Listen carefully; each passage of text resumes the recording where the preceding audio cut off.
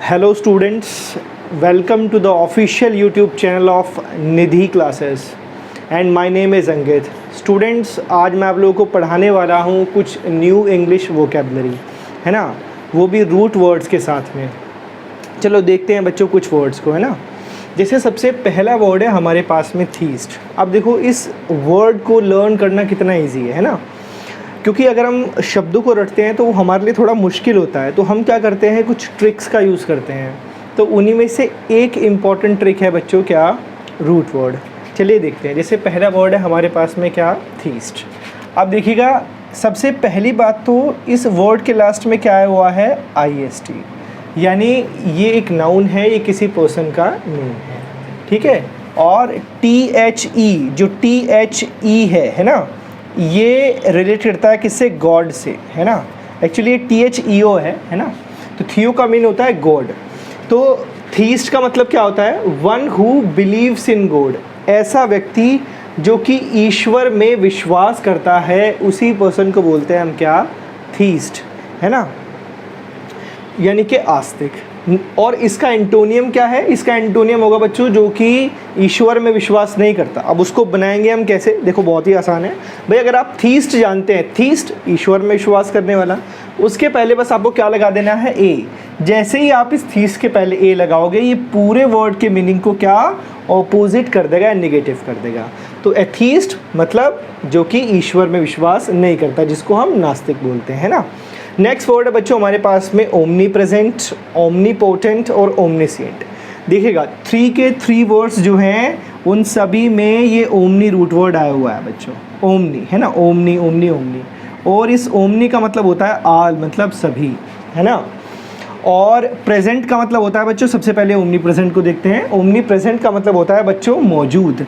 Omni मतलब आल, यानी कि जो हर जगह मौजूद हो, हर जगह प्रेजेंट हो। अब ऐसा कौन है, ऐसा है केवल गॉड, यानी ईश्वर, जो हर जगह मौजूद है। इसलिए हम उसको क्या बोलते हैं बच्चों, सर्वव्यापी, यानी कि ओमनी प्रेजेंट। ओमनी मतलब आल और प्रेजेंट माने मौजूद। अगला है ओमनीपोटेंट। ओमनी मतलब आल और बच्चों पोटेंट, पोटेंट रिलेटेड है पोटेंशियल एनर्जी, यानी शक्ति से, है ना। तो पोटेंट यानी कि एनर्जी, यानी जिसके पास में हर प्रकार की पावर है, शक्ति है, वही पर्सन कहलाता है क्या, ओमनीपोटेंट, या फिर क्या, सर्वशक्तिमान, है ना। नेक्स्ट वर्ड है बच्चों हमारे पास में क्या, ओमनीसिएंट।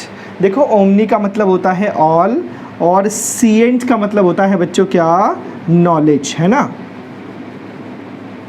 सिएंट का मतलब होता है नॉलेज, यानी कोई ऐसा जिसके पास में सारा का सारा ज्ञान है या नॉलेज है, तो वही कहलाता है क्या, ओमनीसिएंट। उसी को बोलते हैं हम सर्वज्ञानी। और वो कौन है बच्चों, वो है गॉड। यानी ये तीनों आए हैं गॉड के लिए, यानी ओमनी प्रेजेंट, ओमनीपोटेंट और ओमनीसिएंट, है ना। चलिए नेक्स्ट वर्ड देखते हैं। अब देखिएगा, अब नेक्स्ट वर्ड इसी से रिलेटेड है, क्या, ओमनीवोर। अब देखिए आप ओमनी को जानते हैं, ओमनी मतलब ऑल।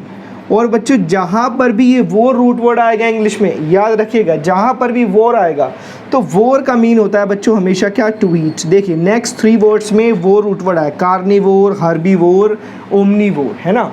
अब कोई ऐसा जानवर जो कि सब कुछ खाता है, यानी कि वो फ्लैश मतलब मीट भी खाता है और वो हर्ब्स यानी वनस्पति भी खाता है, तो ऐसा एनिमल क्या कहलाता है बच्चों, ओमनीवोर, है ना। यानी वन हु ईट्स एवरीथिंग, उसको बोलते हैं हम सर्वाहारी, ठीक है। नेक्स्ट वर्ड है बच्चों हमारे पास में कार्निवोर। देखो कार्नी रूट वर्ड का मीनिंग होता है फ्लैश मतलब मीट, और वोर का मतलब होता है टू ईट।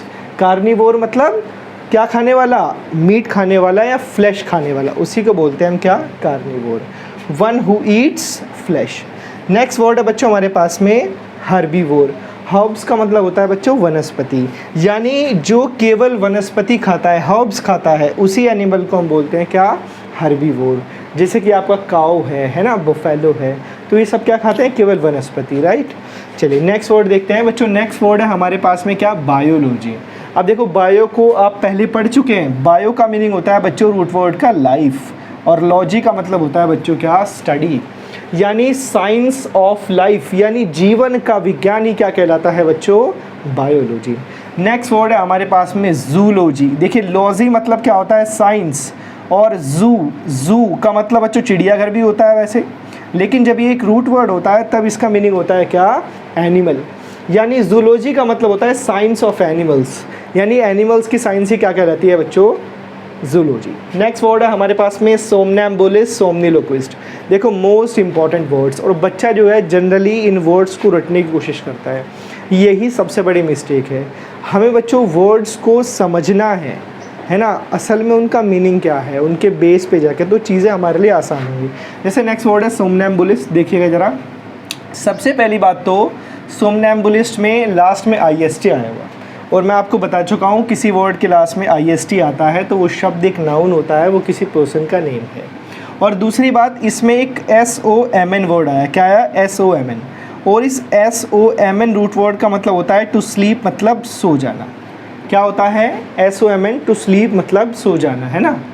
और ये एम्बुल, एम्बुल का मतलब है बच्चों मूविंग सीन। मूविंग सीन यानी कि जब किसी चीज़ को मूव करते हुए देखा जाए, क्या करते हुए, मूव करते हुए देखा जाए, तो उसी पर्सन को हम बोलते हैं क्या, सोमनैम्बुलिस्ट।